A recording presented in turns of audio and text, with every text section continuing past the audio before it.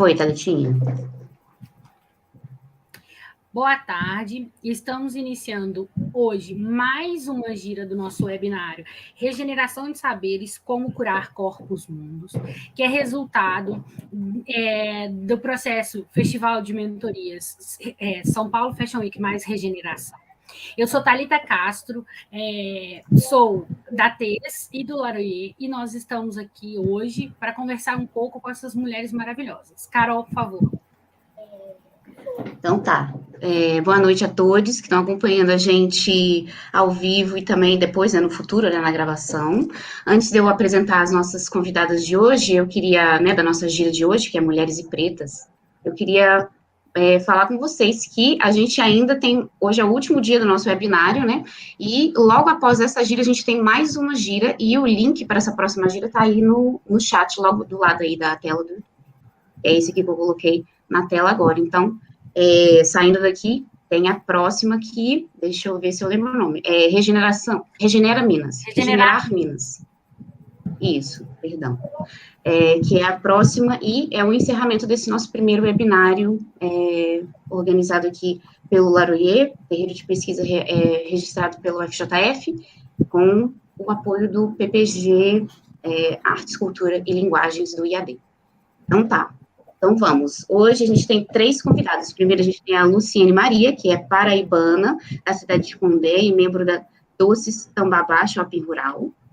Temos também a Vanessa Lambert, que é professora adjunta da Universidade Federal de Juiz de Fora, doutora em Artes Visuais pela Unesp, mestre em Artes Visuais também pela Unesp, especialização em Artes e Educação e Tecnologias Contemporâneas pela UNB, bacharel em Artes Plásticas pela Unesp,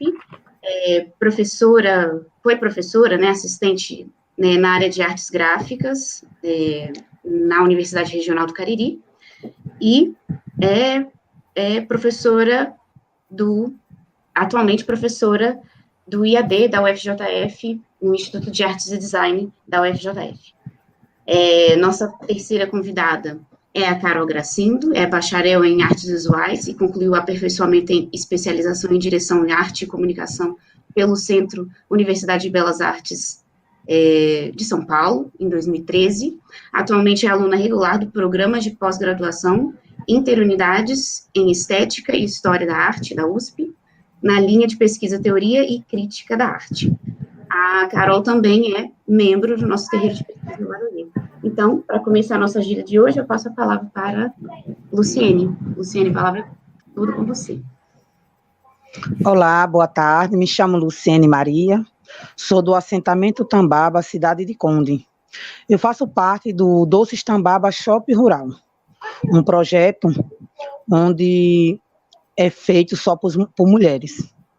Minha irmã, minha mãe são as fundadoras, Dona Nevinha e Dona Luísa. Elas são as fundadoras desse projeto.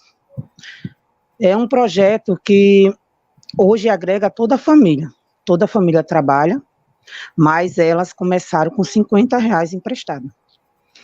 Ela tinha um sonho, minha irmã Nevinha, tinha um sonho de ser doceira, ela já tinha feito o curso, já tinha passado, ela tentou fazer um projeto comunitário, não conseguiu, então esse sonho dela estava lá guardadinho, até que um certo dia apareceu uma amiga, Miriam Rocha, que é uma das mediadoras desse projeto, que está sempre ali com a gente, opiniões maravilhosas, junto com Regina Amorim. Agora temos Bruna, que faz parte da rede dos assentamentos, e minha irmã conseguiu esse dinheiro emprestado, R$50, ela fez 2 tipos de doce. Ela fez coco com leite condensado e goiaba em calda, que foi o doce que ela tirou a fruta do próprio quintal, essas 2 frutas, e fez esse doce. E ela colocou para vender debaixo de um pé de caju, uma mesinha de plástico, uns potinhos de doce. Então a gente começou a divulgar. Divulgar como? Nós éramos cozinheiras de bares e restaurantes da região. Ela começou a divulgar, a gente pelo outro lado, pedindo para os guias para salar, e os guias passavam. E esse projeto ele foi evoluindo. Um certo dia, a Miriam disse, bora faz uma casinha. Faz uma casinha de barro mesmo, dessa dali, que lá no quintal do meu pai tinha a gente chama chiqueiro, que bota as galinhas, essas coisas. Ela disse, uma igualzinha àquela ali, você vai lá e faz e bota os doces dentro. E foi evoluindo. E ela disse, um dia eu ainda tiro minha família da cozinha dos outros. E a gente o projeto foi crescendo, foi evoluindo. E hoje minha irmã Nevinha, ela tem 37 tipos de doce. Ela conseguiu evoluir. Hoje ela tem a cozinha junto com a minha mãe, é um projeto, é uma luta das duas para conseguir esse projeto estar hoje com toda a família agregada. Começou com uma lojinha, hoje tem 9 lojinhas. Hoje a gente temos a casa principal, que é Doces Tambaba, temos a casa do artesanato, a casa da cachaça, que é feita, as cachaças são feitas pela minha irmã.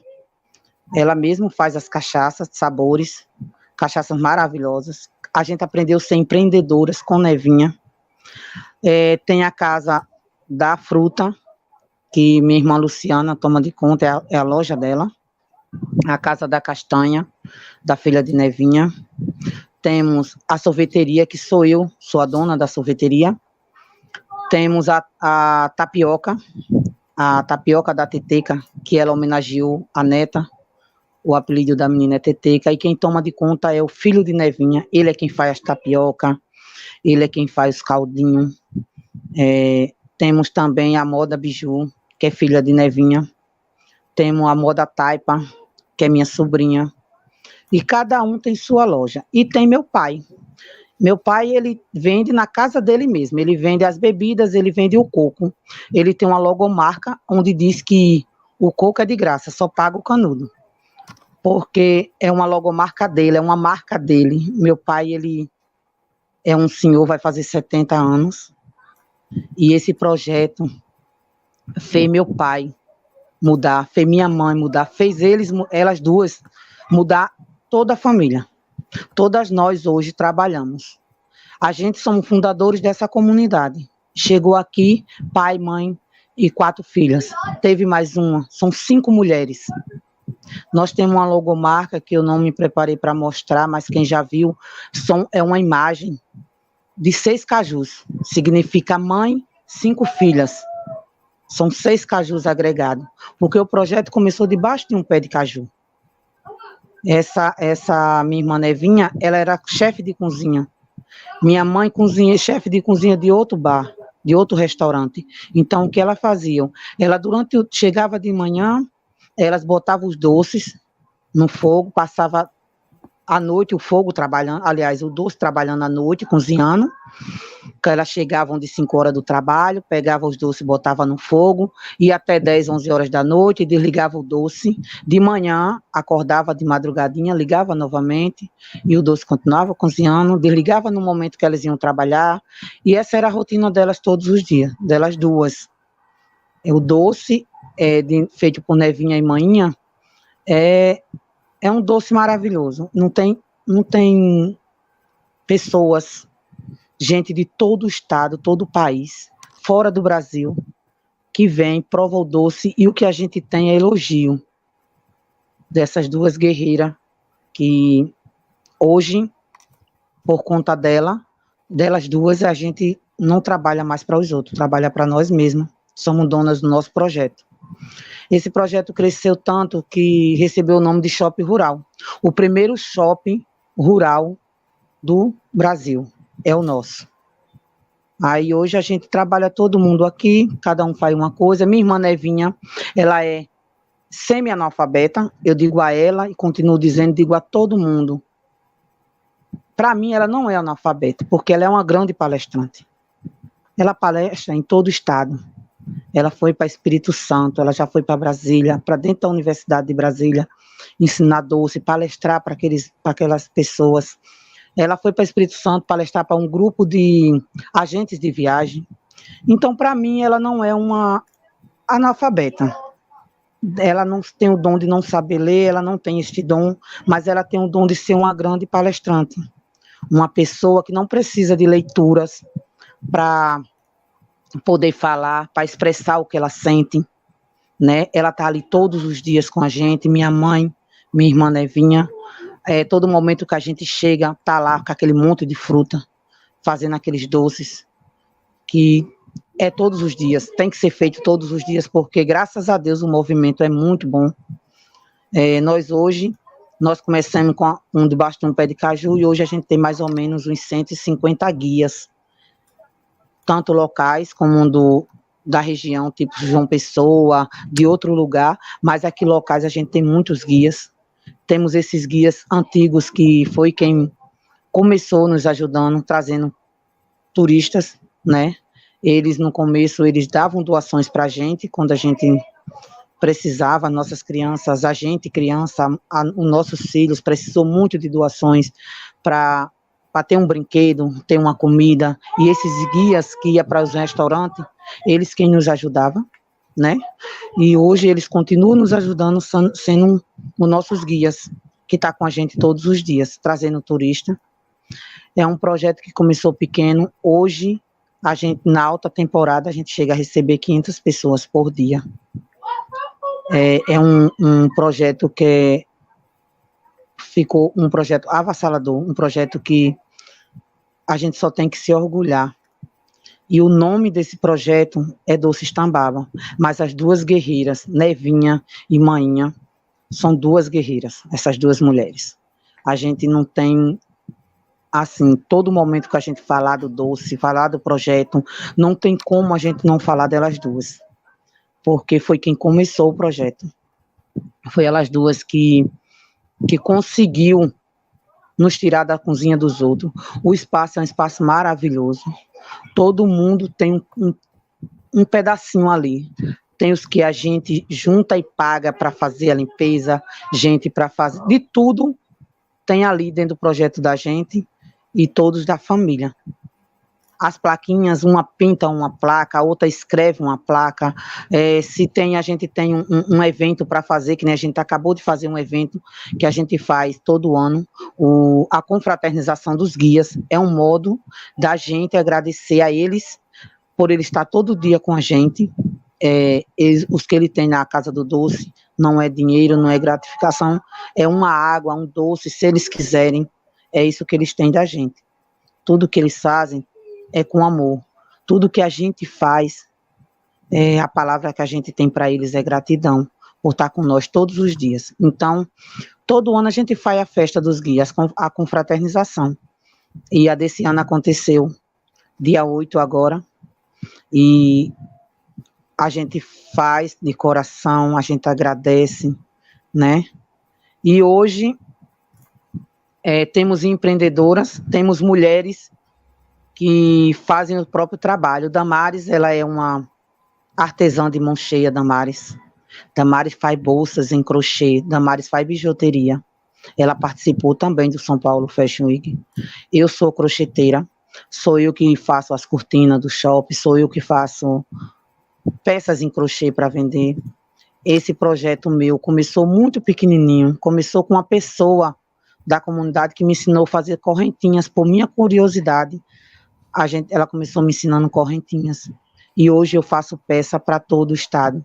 Estou enviando agora para Espírito Santo uma grande cortina, que eu estou finalizando, né?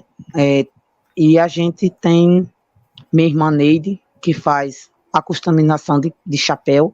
Ela bota o nome no chapéu, a cliente chega, escolhe o chapéu, diz o que quer colocar e ela vai lá e faz na hora.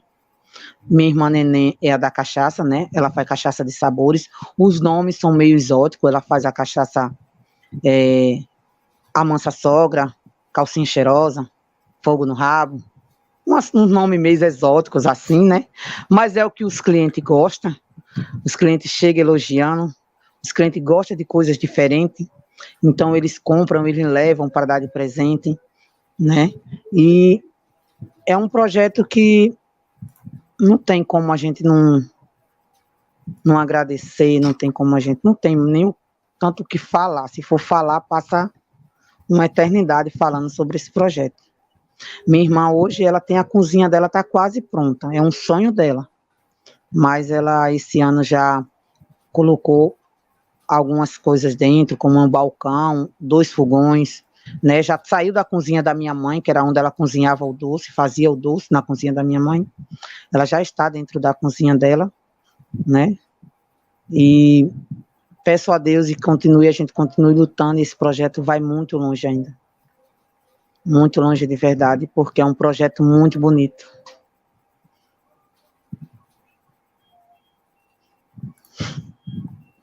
Não sei mais nem o que falar, porque a gente não tem como agradecer, né?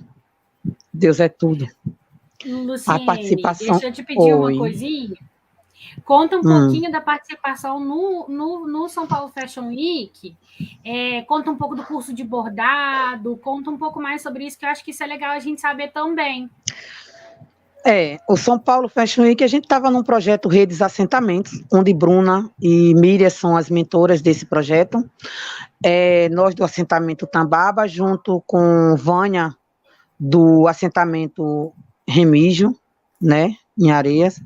E um dia ela chegou para a gente e disse: vocês confiam em mim? Eu disse: a gente confia. Mande seus dados, o que vocês fazem, que a gente está tentando fazer uma evolução aqui, vai que dê certo. E quando voltou de volta para a gente, foi esse resultado. Nós estávamos lá no São Paulo Fashion Week. Eu entrei com o crochê, minha sobrinha com artesanato, minha irmã Nevinha, homenageada, né, pela Denise.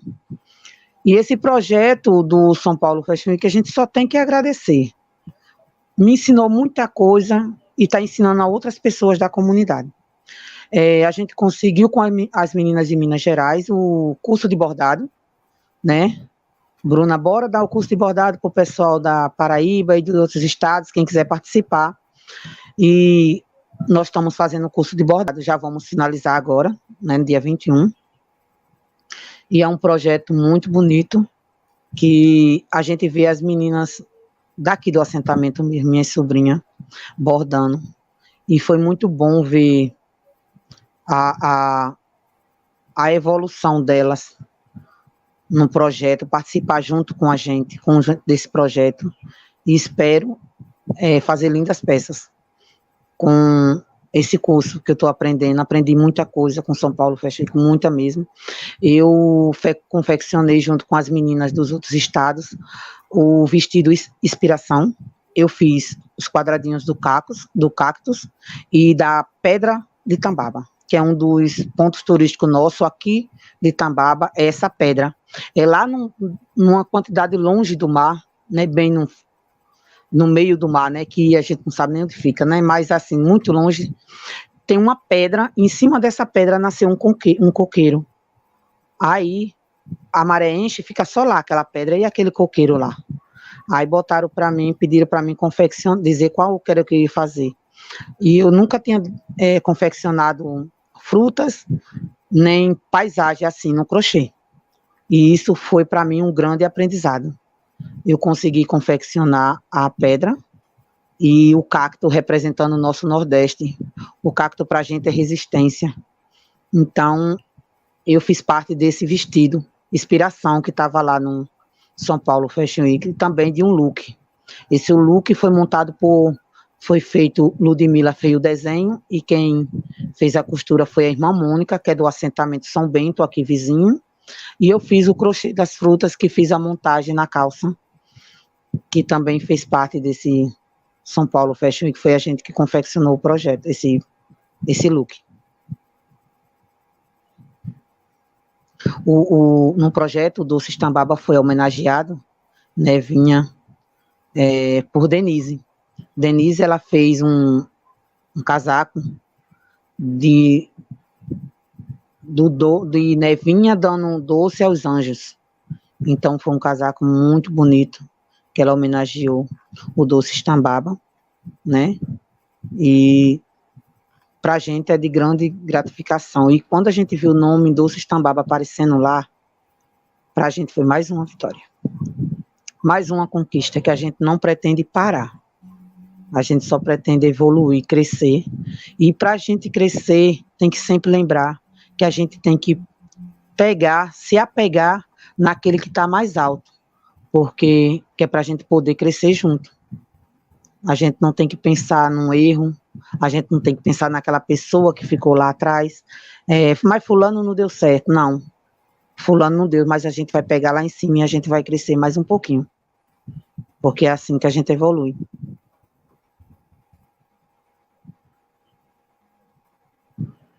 Mais alguma coisa? Mais alguma pergunta? A gente vai conversando depois, se a gente tiver tempo ainda. Muito obrigada Tudo pela bem, sua fala, de Luciene. nada. Agora eu vou passar a palavra para a professora Vanessa. Oi, pessoal, boa tarde, obrigada pelo convite. É sempre difícil fazer um recorte, né, de uma fala num tempo curto, me esforçarei para tal, tá? Luciene, eu estava adorando ouvir você falar, algumas coisas eu até anotei. Parabéns pela sua trajetória. Eu gosto de ver e ouvir, né, as pessoas falando sobre o que elas fazem e falar com gosto, né? Veja que você tem uma narrativa da sua história, da sua produção, da sua coletividade, isso é bem bonito de se ver. Precisamos sempre valorizar essas narrativas. Então, primeiro, obrigada ao grupo aqui que me convidou para essa ação, acho que é uma ação importante de estar acontecendo dentro de um programa de pós-graduação, e agradeço pela escuta também, né? Pela escuta da minha parte e pela oportunidade de, se possível, contribuir um pouquinho também nessa conversa. Eu tenho, é a Carolina que está administrando aí as coisas técnicas, eu sou péssima nisso, gente, já tenho fama de ser atrapalhada entre os meus alunos. Eu preciso compartilhar um PowerPoint, imagem, mais que imagem, tá, gente? Só para essa eloquência que a Luciene tem de falar. Você viu que ela fala tudo sistematizado, é muito bom. Nem todo mundo tem problema, a gente tem déficit de atenção que nem eu, então a gente usa o slide. Projetar, deixa eu ver aqui, peraí. Compartilhar. O compartilhar a tela agora é o novo, quem sabe ligar o projetor. Isso. Tem uma opção aqui, compartilhar slide novo. Essa serve também? É uma opção nova. Eu acho que sim. Vamos tentar essa? Porque a última vez que eu entrei, Google Slide. Não, meu computador. Ah, não, tem que enviar arquivo. Vamos do jeito que eu chico, né? Daí vai travar. Já, tá vendo? Eu atraio atrapalhada. Compartilhar tela. É bom que a gente já fica sabendo também. Alguém tem que pensar, né? Então, vamos lá. Eu, como não sei mexer, nem tentei fazer essas coisas, que eu não sei. Mulher, mas tu fala muito bem, não precisa. Ai, mas eu fiquei querendo ver esses bordados tudo. Eu também. Eu fiquei curiosa para ver o vestido, viu? Estou curiosa para ver esses bordados, para ver essa paisagem. Tá aparecendo. Tá aparecendo? Sim, tá aparecendo. Ó, tem um problema que às vezes a gente muda o slide e ele, na hora de gravar, ele fica congelado na primeira imagem. Toda vez que eu mudar de slide, eu vou avisar. Então, se não mudar a tela, vocês me avisem, tá? Eu vou maximizar a tela. É isso que eu ia falar. Eu acho que se você, em vez de colocar em modo de leitura, não tem esse problema de passar. Eu acho também, não tenho muita certeza. Tudo certo aí? Já maximizei. Tudo. Bom, gente, eu trouxe aqui um pedacinho da minha pesquisa, né? Vanessa. Está aparecendo? Tá aparecendo. Só vê se você clicar nesse ocultar, se permanece igual, porque ficou na frente do... Pronto. Isso. Obrigada. Valeu. Isso. Eu trouxe um pequeno recorte com algumas referências. Obviamente, não é uma coisa que se esgota, né? E aqui a gente tem várias narrativas, né? De várias pessoas, e uma narrativa minha em cima de narrativas aí coletivas também. Então, o recortezinho que eu fiz para hoje é pensar em concepções de negritudes nas linguagens da gravura, especificamente, que é uma linguagem que me toca bastante. Entendemos que o bordado, por exemplo, ele também é uma linguagem, e isso vai amarrar um pouco com a contribuição que eu tenho para trazer aqui. Mudando de slide, mudou? Mudou. Pronto, então está funcionando direitinho. O recorte que eu trago é para a gente pensar, primeiro, nas imagens como uma expressão artística, né? E, além de pensar com essa abordagem da expressão artística, pensar como um conhecimento visual, como um registro, como uma memória, como uma narrativa, né? Como a gente acabou de ouvir aqui, a gente ouviu uma narrativa que tem linguagem no meio dessa narrativa. E essas narrativas, elas trazem para a gente diálogos com a ancestralidade afro, né? Que vão aparecer em produções contemporâneas. Aqui, no caso, eu vou trazer algumas coisas da área de gravura. E é importante que a gente pense também que ao falarmos, por exemplo, de decolonialidade, que é basicamente a gente pensar nas práticas que são aí diferentes do que está posto, né, como natural, universal, que é um conhecimento hegemônico, eurocêntrico, né, masculino, heteronormativo, mas que a gente precisa também trazer outras narrativas. E essas narrativas, elas nos são acessíveis também através de um conhecimento visual. Então, esse é um recortezinho que eu trago, tá? Quais são as problemáticas, né, dessa historinha toda? Bom, por que eu resolvi falar de linguagem especificamente? Primeiro, porque a gente também, a gente tem falado muito de decolonialidade, e essa conversa sobre decolonialidade, ela ainda está muito focada numa certa historicidade disso. Só que a decolonialidade tem a ver com práticas, né? Obviamente, a gente precisa discutir isso teoricamente, mas a gente precisa inserir isso nas práticas. E eu coloco como proposta a gente pensar a decolonialidade na linguagem, porque as linguagens, elas têm uma narrativa, elas têm uma poética, elas não são exclusivamente um meio, mas elas são também uma forma de conhecimento que carrega narrativas, né? Temos aí um vício dentro da história da arte, eu me permito aqui falar de um vício, né, de um discurso até contemporâneo, que a gente ouve bastante dizer que não, mas as linguagens foram algo muito forte no modernismo, isso ficou para trás. Não é bem assim, né, gente? A linguagem, como eu falei, ela tem as suas próprias narrativas, ela tem suas próprias poéticas. Então, as linguagens, elas também devem entrar no foco, continuar no foco da discussão das produções artísticas e das expressões, né, humanas. Aí vamos pensar aqui nessa linguagem específica que é a gravura. Temos aí várias definições de gravura, que eu não vou ler aqui, mas basicamente gravura tem a ver com a gravação e com a impressão, tá? Então, a gente tem uma matriz de alguma coisa que pode ser, por exemplo, um carimbo, né? Carimbo todo mundo conhece. Eu posso ter ali um carimbo que eu vou imprimir sobre, por exemplo, um papel. Então, aí a gente tem a gravura, que é o carimbo, né? Onde foi feito ali a imagem, e a impressão que eu faço, né? A impressão a gente chama de estampa. Esse é o princípio básico da gravura.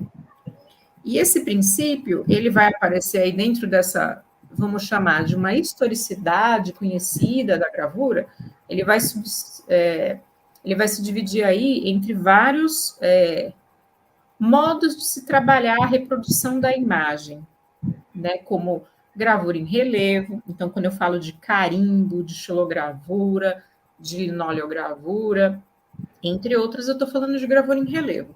E aí tem gravura em cavo, né, como a gravura em metal, tem processos planográficos, como a litografia, tem processos permeográficos, como a serigrafia. Vanessa, que chato, você está falando um monte de coisa que eu conheço pouco ou eu nunca ouvi falar.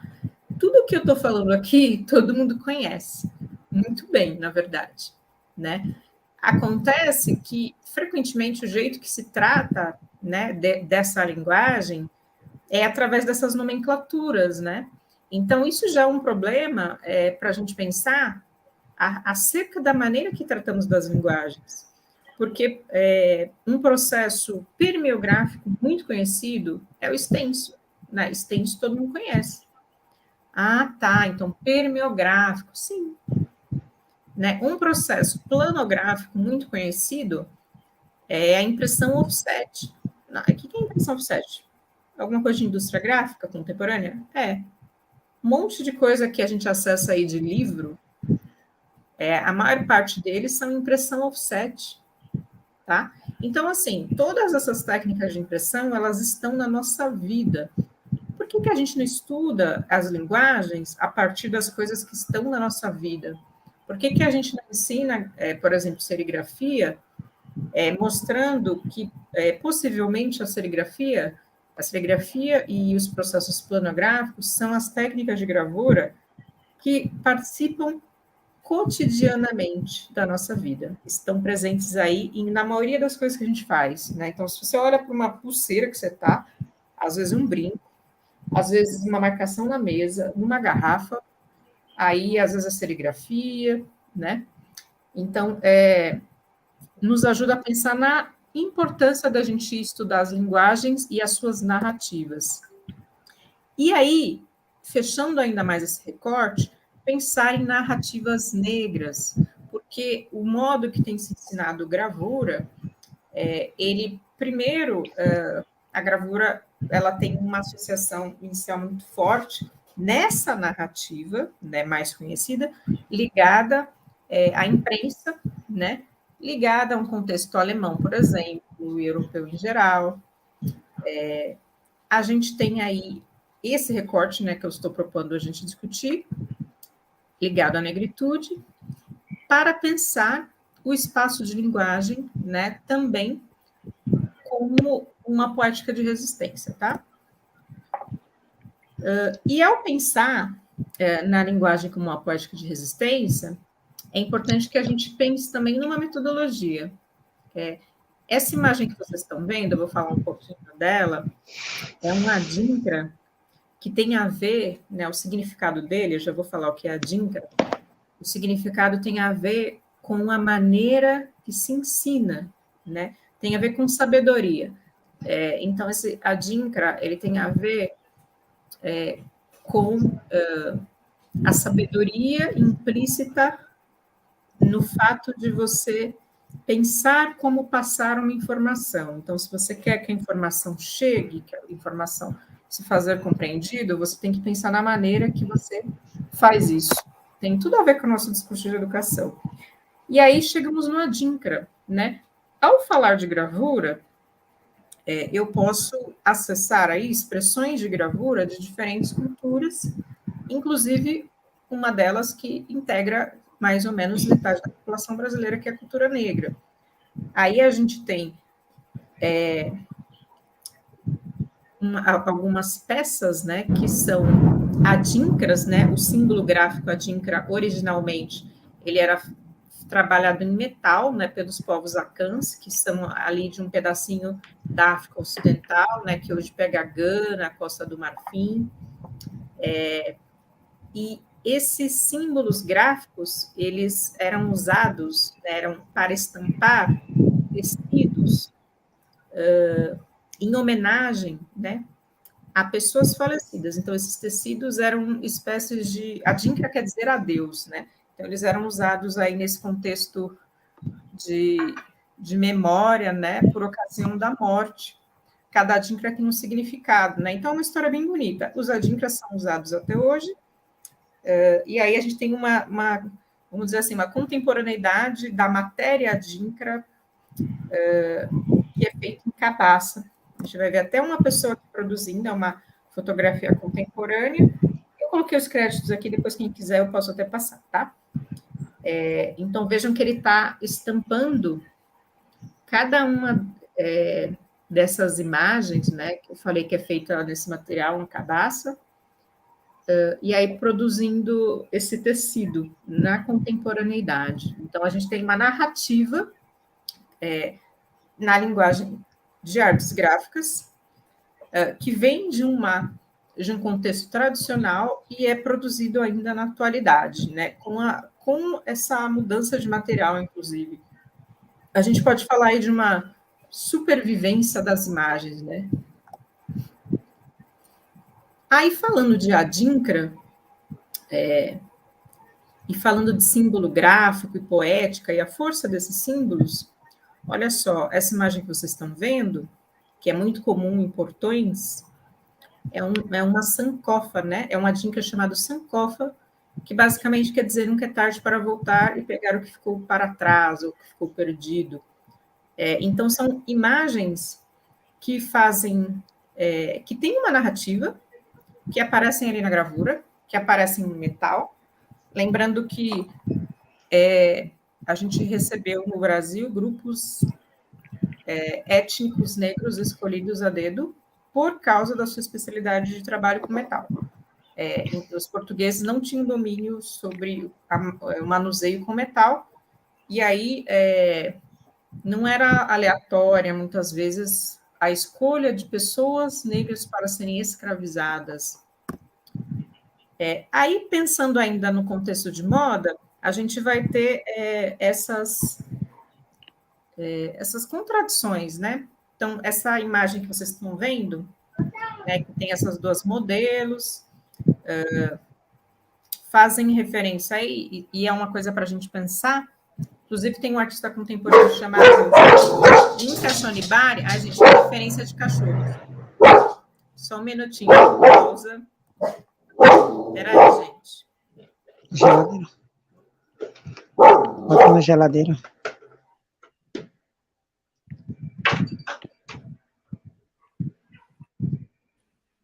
Vou aproveitar para dizer que eu estou muito feliz que a Vanessa já trouxe o repertório da adinkra. A minha apresentação também, eu conto com ela para fazer algumas pesquisas. Então, Vanessa, estava dizendo que a sua apresentação, estou feliz de você já trazer esse conceito, essas referências aí, porque ajuda muito, né? A gente começa já a conversar junto e entender as diferentes adinkras, cada uma tem um significado, né?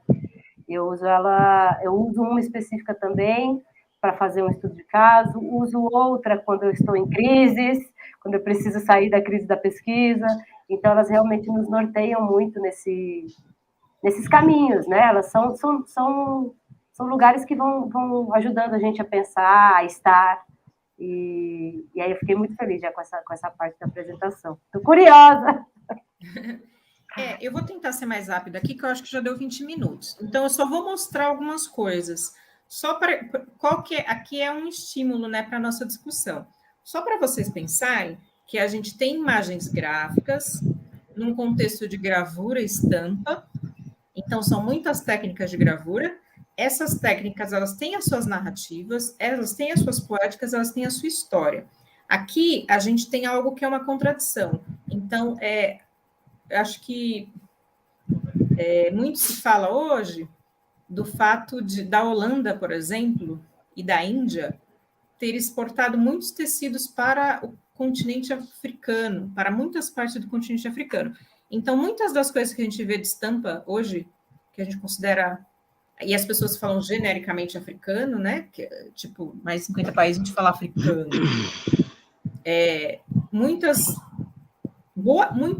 Boa parte desses tecidos que são estereotipados como africanos, eles são ou da Holanda ou da Índia. Essa empresa é uma empresa antiga que chama Velisco, ela existe até hoje, vocês podem, a não ser que tenha fechado ontem, mas vocês podem pesquisar, tá? Aqui é só um contraponto, que ao olhar a imagem, a gente tem que pensar no contexto da imagem e as suas narrativas. Por quê? Isso diz muito, porque esses países, a Holanda e a Índia, elas viram a importância do tecido e da estampa no continente africano, tá? Então, isso virou uma moeda. Aí, eu trouxe aqui 2 tecidos que são tecidos tipicamente de uma tradição negro-africana e são produzidos até hoje. Aqui a gente tem um tecido, essa imagem, esses desenhos que vocês estão vendo, ele não é de impressão, tá? A gente está falando aqui de impressão, de estampa, ele não é de impressão, é de trama. Então, é um tecido chamado quente, com K, e o tecido que a gente está vendo abaixo, eu gosto muito, né? chama Adire. Então, a gente tem tecidos de origem negro-africana que tem trabalhos muito particulares, né, de tingimento por reserva, né, que chama. Tem algumas pessoas que pesquisam isso aqui no Brasil, como o Celso Lima. Depois, quem quiser dar uma pesquisada, não só ele, mas ele pesquisa isso tecnicamente. Então, as áreas mais claras, né, então, imagina você mergulhar um tecido num balde para fazer o tingimento, só que na hora que você vai mergulhar, você amarra algumas partes, ou então você prende alguma pecinha, e aí você controla as áreas que vão ficar mais claras ou mais escuras, tá? Só para simplificar. Então, tem algumas técnicas que a gente não associa, muita gente não associa a produção de estamparia em tecido negro-africana. E na contemporaneidade, aí eu defendo que a gente precisa estar atento às narrativas, porque hoje no Brasil a gente tem um monte de gente falando que descende dos vikings, né? Hoje também já se fala que, primeiro, que os vikings provavelmente não eram um grupo étnico, provavelmente era um monte de gente que se juntou ali para dividir e dominar, né? Como já diziam. E aí a gente tem uma narrativa, né, que se criou de povos arianos, isso foi reforçado com o Hitler, né? O Hitler, ele reforçou uma narrativa de arianos, uma narrativa de uma Grécia como muito civilizada, e aí a gente vê, a Grécia é um modelo de democracia. Para mim, não é modelo de democracia, porque mulher não estava na roda. Então, se aproximadamente metade da população é de mulheres, e as mulheres não estão na roda, eu não sei porque até hoje fica se repetindo exaustivamente que a Grécia é um modelo de democracia.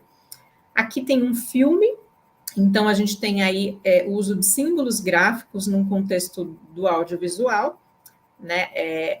Esse filme tem muita coisa para ser estudada, que é bem interessante, desde desse chapéu, né, os tecidos que são usados, essa estampa é uma adinkra, tá? É uma adinkra que quer dizer força e perseverança. Aqui a gente tem o tecido que eu falei lá de novo, tá? Eu inverti o slide sem querer, tá? Como vocês podem perceber.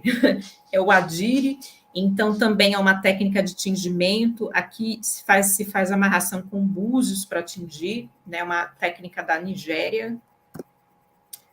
E olha só como essa coisa de símbolo gráfico, ela não fica só no tecido. Na cultura, as culturas negro-africanas tradicionais, elas têm isso que parece que a arte contemporânea ocidental só descobriu agora, que as linguagens, elas estão todas conectadas, então você vê símbolos gráficos no bidimensional, no tridimensional. Para vocês terem uma ideia, eu vou encerrar aqui, tá? Senão vai ficar muito longo. Tem uma teórica chamada Rosalind Krauss, que ela vai falar de um conceito de escultura no campo ampliado. Então, isso a gente sempre estuda na formação em artes na universidade. O que ela quer dizer isso, né? Resumindo bem resumidamente, ela vai dizer mais ou menos assim, bom, o termo escultura, ele já não dá mais conta de falar da produção contemporânea na tridimensionalidade. Então, até porque escultura quer dizer o quê? Escultura é uma coisa que foi esculpida, tem a ver com modelagem, mas tem gente na arte contemporânea que trabalha com um monte de coisa tridimensional que não necessariamente teve um processo ali de modelagem, né? E aí ela vai cunhar esse conceito de escultura no campo ampliado. Eu faço uma defesa que nas culturas negras tradicionais e nas produções artísticas negras contemporâneas, porque tem muita coisa boa na área de escultura, que é uma área que me interessa também bastante, isso aí já acontecia faz tempo. Então, enquanto nas traduções artísticas de ensino da arte, a gente tem lá desenho, pintura, escultura, gravura, tudo divididinho com regras, e parece que as coisas não podiam se misturar, nas culturas negro-tradicionais, e a gente vê isso como refletido na arte contemporânea negro-africana e afrodiaspórica, acontece isso que eu estou mostrando para vocês. Aqui tem uma escultura do Ronaldo Rego, então a gente tem símbolos gráficos que por vezes tem a ver com aspectos religiosos, aspectos, como eu falei lá, dos adinkras, que cada um tem um significado, e tudo aparece na indumentária, aparece como elemento, às vezes, decorativo mesmo, com função decorativa, função religiosa, está em tudo. Então, o campo já era ampliado há muito tempo, tá? Eu só vou passar para encerrar, não vou falar mais. Daqui para frente, a gente tem alguns artistas contemporâneos que dialogam com a tradição. O Emanuel Araújo, por exemplo, que fez muita coisa de gravura e escultura, né? Então, ele vai, depois que ele fez uma viagem, eu não lembro quando ele fez essa viagem, não lembrava de cabeça, mas acho que foi nos anos 70, final dos anos 70, início dos anos 80, ele fez uma viagem... Ele foi para o Benin, se eu não me engano, ele foi para algum país do continente africano, e aí ele começou a trazer referências gráficas também para o seu trabalho. A gente tem muitos exemplos de artistas contemporâneos que vão beber dessas fontes, porque eles veem a produção negro-africana tradicional como uma fonte também para a arte contemporânea. O que a arte contemporânea ocidental está fazendo agora, né? A gente já viu isso há muito tempo nas produções negras. Então, aqui, ó, mais um símbolo gráfico. Isso aqui, à esquerda, é um símbolo gráfico também, que é uma adinkra. Aí a gente tem o Rubem Valentim, que fez essa escultura aqui, que muito lembra, né? E aí tem vários outros exemplos aqui, ó. Mestre Didi, que foi um importante líder religioso e também artista. Foi um Alapine que fala, tá? Vai trazer elementos ligados à religiosidade, negro. Tem outros exemplos aqui, depois eu posso passar para quem se interessar, tanto na arte contemporânea, né? Aqui, ó, o Jorge dos Anjos, a Rosana Paulino, que vai trabalhar com... Ó, tudo isso aqui que eu estou mostrando é gravura, tá, gente? É gravura no campo ampliado, tá? Aqui ele trabalha queimando o tecido, o Jorge dos Anjos. Aí a gente tem a Rosana Paulino, que cria matrizes, né? É um tipo de acrílico, chama metacrilato. Então, ela faz a impressão, é como se fosse silhueta, é basicamente silhueta, né? É uma artista bem importante para a gente estudar na arte contemporânea, e as mulheres aí, a partir dos anos 80, artistas negras, né, vão trazer coisas maravilhosas para a arte. Essa é uma das minhas preferidas de gravura no Brasil, que é a Eneida Sanches, tá? Essa aí é a pessoa que vos fala. Eu fiz uma série chamada Carne Mais Barata, né? Eu uso tábua de carne mesmo, e eu uso algumas mulheres negras com quem eu convivo ou convivi. E aqui eu encerro, pessoal, com outras fontes possíveis. Agora a minha cachorra está arranhando alguma coisa aqui que eu pus ali. Ela está querendo que eu pare. A gente tem também outros meios de investigação que são achados arqueológicos.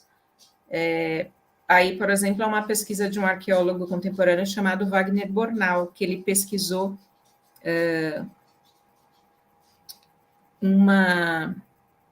marcas gráficas, né, em escavações cerâmicas, numa região, né, onde teve alguma produção negra, né, de cerâmica, e aí ele percebeu que essa produção negra em cerâmica, ela continha símbolos gráficos que tinham muita similaridade a algumas escarificações negro-africanas, tá? A gente encerra aqui com o adinkra, que é esse adinkra que é o nome do grupo de pesquisa que eu faço parte, que chama Neonin, que quer dizer quem não sabe pode saber aprendendo. Então, vamos aprender. E aí eu agradeço, que eu já falei muito, né? Quero ouvir agora. Oi, Vanessa, muito obrigada. Eu fiquei pensando, vou falar rapidinho também, passar a palavra para a Carol, porque esses adinkras que você mencionou, eu me lembrei muito do trabalho do Abdias Nascimento, né, porque ele usa esse força e perseverança, esse último aí, eu já esqueci o nome, como é que é? Quem aprende pode aprender. Quem não sabe pode saber aprendendo. Também, e o interessante do Abdias é que, por exemplo, esse especificamente, esse Neonin, aparece uma pintura que agora eu não vou lembrar o nome de cabeça, mas ele não coloca inteiro, né? Ele meio que fragmenta em torno de outros símbolos, e meio que ele vai fazendo essa mistura sincrética, que era o que ele acreditava que era a verdadeira mistura sincrética, sem hierarquias, né?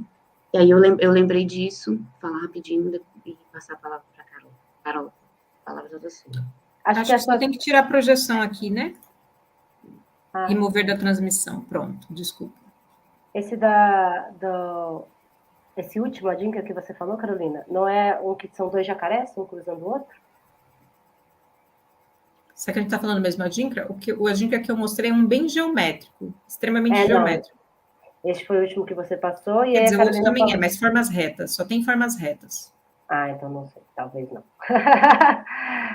Esse eu falei da obra do Abdias, esse da obra do Abdias eu tenho certeza que é esse mesmo, esse do conhecimento. Não estou lembrando, não. Da dupla de jacarés.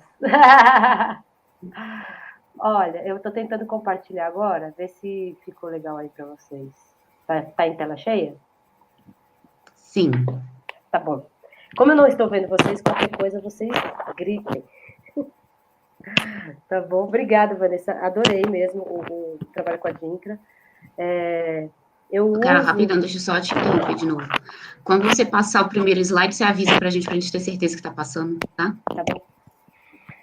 Eu uso, não foi numa construção criativa, né, de uma peça, de obra, eu uso, as Adinkras têm usado durante o processo de pesquisa para tentar me acalmar, primeiro acalmar minha ansiedade, e como, né, porque elas dão um direcionamento do pensamento, da forma de estar, né, e de se relacionar.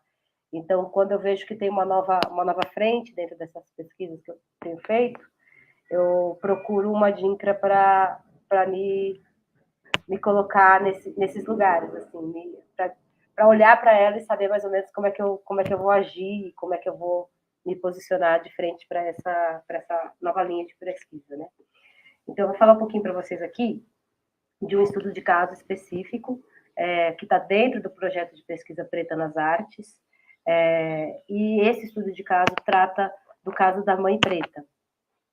Então, a pesquisa em si, nessa pesquisa eu tento tratar um pouco da construção da figura da mulher negra e da presença da mulher negra no meio artístico, nos meios públicos, nos espaços públicos principalmente.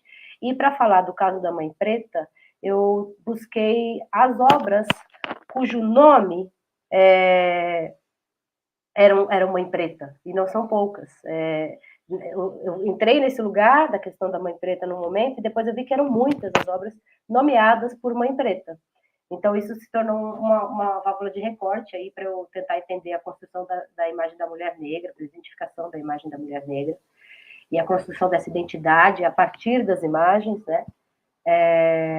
Como um ramo, né? Porque a Mãe Preta em si já me pareceu uma grande questão, uma questão que em si já daria uma pesquisa inteira. Aí eu fiz um pequeno estudo de caso. E então, dentre as obras que eu fui encontrando, duas delas, que eu já vou mostrar para vocês qual eu tentei de cara olhar e descrevê-las e entender como eu lidava com elas, só que o que saiu na descrição foi um poema.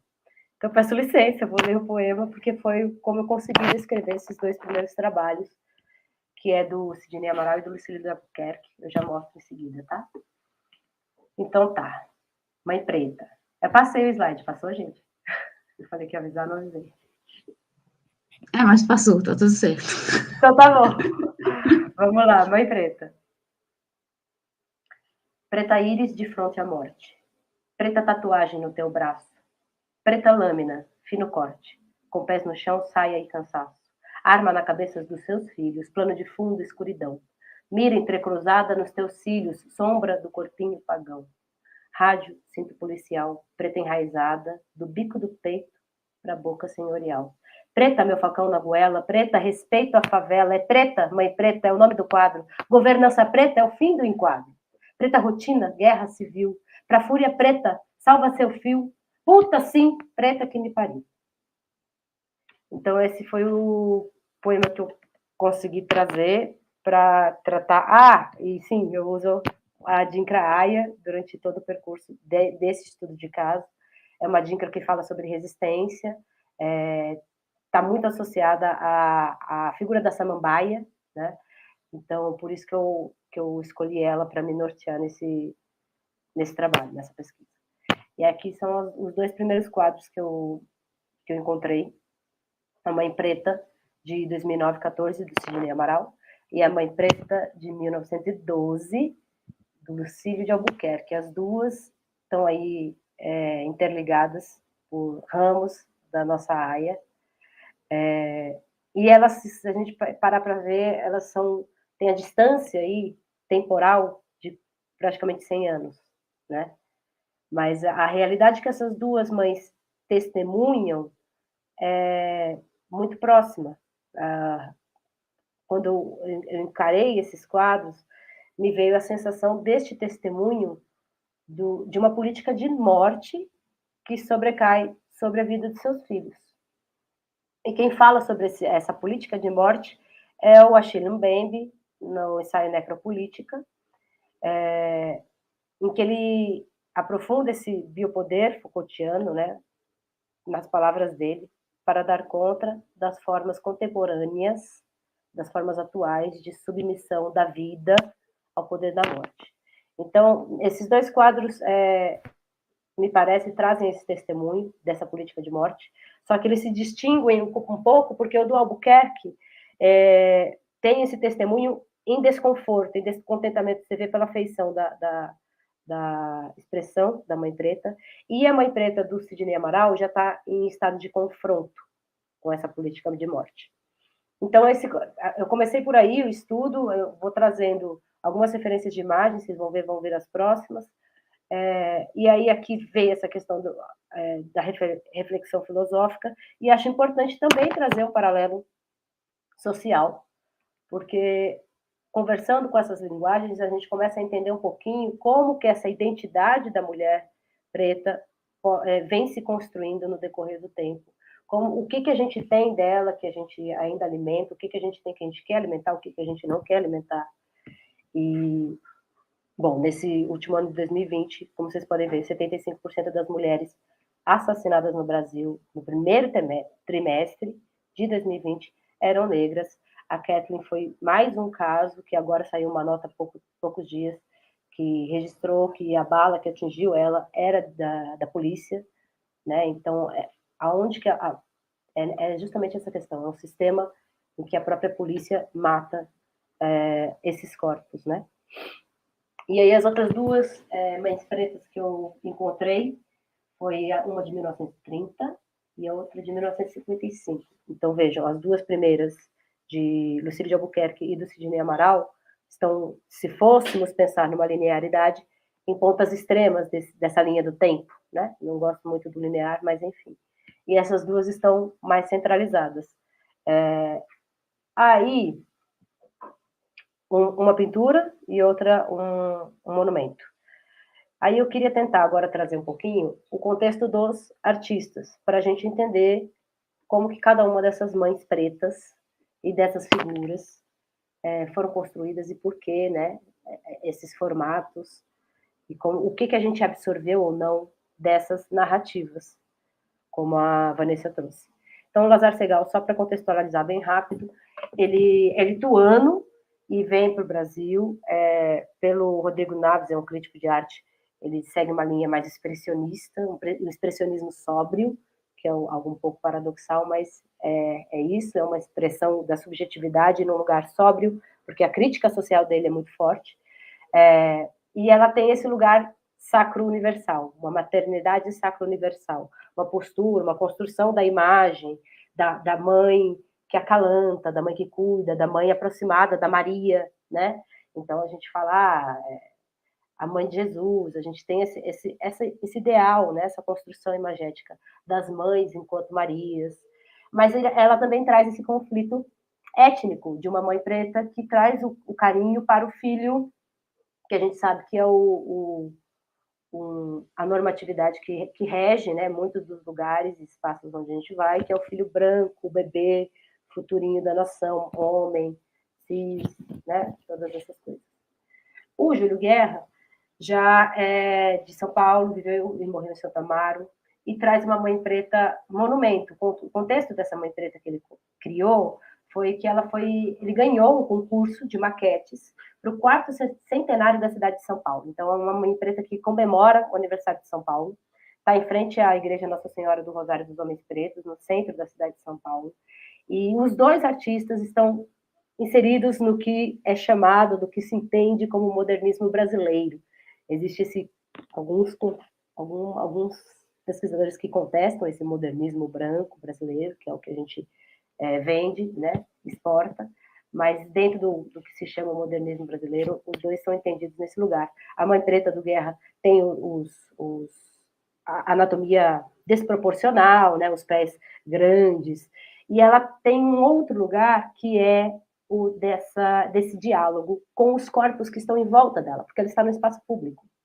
E existem muitos corpos que vão até essa Mãe Preta e reverenciam essa Mãe Preta e levam flores e fazem danças e fazem ações. Então, e muitos corpos estão nas ruas, não só vão até lá, mas moram naquele espaço. São corpos que são desprezados, né, pela mesma política governamental das primeiras duas Mães Pretas que eu mostrei. Então, ela gira em torno... Aliás, tem outras narrativas que giram em torno dessa Mãe Preta, que são as narrativas dessa memória e de como que essa memória vai se modificando no decorrer dos anos. Se teve um período em que a Mãe Preta foi bem vista, no sentido de miscigenação, da falsa democracia racial, desse mito, tem outros períodos em que ela é santificada, como no caso do Segal, né? E aí as outras duas, mais rápido agora, do Albuquerque, que veio do Piauí, se casou com uma artista plástica, então uma mulher também forte, representativa, do lado dele, com reconhecimento na academia. Então ele tem a presença de uma mulher muito forte, talvez me parece que isso chega forte também no tratamento que ele dá, no olhar que ele tem para com a Mãe Preta dele. E o Sidney Amaral, que é professor da rede pública de São Paulo, sempre esteve muito ligado às questões do movimento negro, e cria essa Mãe Preta próxima de Yansan. Então, nas palavras do Chiarelli aí, o Sidney transforma a mulher negra, que defende o filho do soldado, em Yansan, deusa das paixões desenfreadas na Umbanda e no Candomblé, e resume as preocupações do artista, do Sidney, quanto à atenção vivida pelos vários segmentos da população negra brasileira. E tem ainda um adendo, né? O Sidney, ele das representações da Mãe Preta que a gente viu agora, foi o primeiro que trouxe em tinta acrílica, que a gente sabe que é um material menos valorizado do que a tinta a óleo dentro da academia, né? Então ele trabalha essa questão da materialidade periférica enquanto construção de uma ideia de valor, de uma ideia de arte, né? Então ele transforma uma materialidade periférica em arte. E aí a gente conversa muito com todo o trabalho da Luciene, em que a gente vê não só a materialidade em si, que a gente fala do bordado, que o trabalho manufaturado costuma ser muito menosprezado, como o saber. Esse saber ancestral, esse saber familiar, esse saber oral, que precisa ser valorizado e precisa contestar esses critérios que são criados e que perduram até hoje na maioria dos espaços acadêmicos, nas galerias e nos museus, né? Então, esse é um ponto fortíssimo que eu acho que o Sidney conversa muito com o trabalho da Luciene. Aí a gente tem a Aya, eu trouxe ela aí com esses trabalhos de 1912, 1930, 55, 2009, 14, e agora eu vou acrescentar mais um, que não é uma obra em si, é uma exposição inteira, e a exposição se chamou Mãe Preta, em 2018 e 2019. E, além de ser diferencial, por isso, não é um trabalho único que fala sobre a Mãe Preta, ela foi feita por duas mulheres. Então, são duas mulheres que conversam entre si, numa ação colaborativa, Isabel Lofgren e Patrícia Gouveia. Isabel é da Suécia, Patrícia é carioca. E, para além de conversarem entre si, para além de serem mulheres trazendo esse lugar de fala, elas dialogam também com outras mulheres. Então, durante toda a exposição, elas trazem trabalhos que foram articulados com outras mulheres, partiram de outras mulheres, e isso faz toda a diferença na construção de uma narrativa única ou na construção de uma narrativa ramificada, né, em rede. Então, elas dividem a exposição em modos. Nós temos aí vários modos, vocês podem ver: navegar, modos de revelar, habitar, modos de apagar, que fala diretamente com o trabalho do Júlio Guerra, tem uma referência direta ao Monumento da Mãe Preta; modos de recordar, que é um painel que a gente já vai ver. Esse modo de navegar eu já trouxe aqui, vocês podem ver o mapa mundi, recortado, né? E tem a intervenção de uma fita de Moebius com um verso de poesia da Conceição Evaristo, Vozes Mulheres, escrito dentro da fita. E essa fita liga o Brasil, o Rio do Brasil, com o Rio da África. Os outros modos estão aqui, uma visão bem rápida também para a gente entender um pouquinho todos esses viés de Mãe Preta, porque não existe uma só Mãe Preta, e esse é um ponto forte da discussão que eu acho que a gente pode trazer. São muitos pontos de partida, são muitas as mães pretas, são muitas as realidades, a gente está vendo aqui pelos diversos trabalhos que a Vanessa e que a Luciene trouxeram, que são diversos também em suas técnicas, em suas materialidades, em suas realidades, né? E aí, na figura 16, ali mais próxima do meio, vocês veem o trabalho do Júlio Guerra. Na figura 17, que é o modo de recordar, um painel de mulheres negras, em homenagem a essas mulheres, com uma performance na frente. Fala e escuta, então é um vídeo em que 5 mães pretas contam sobre as suas experiências diferentes e trazem essa videoarte. Modos de encantar, são mulheres da encantaria, da região norte.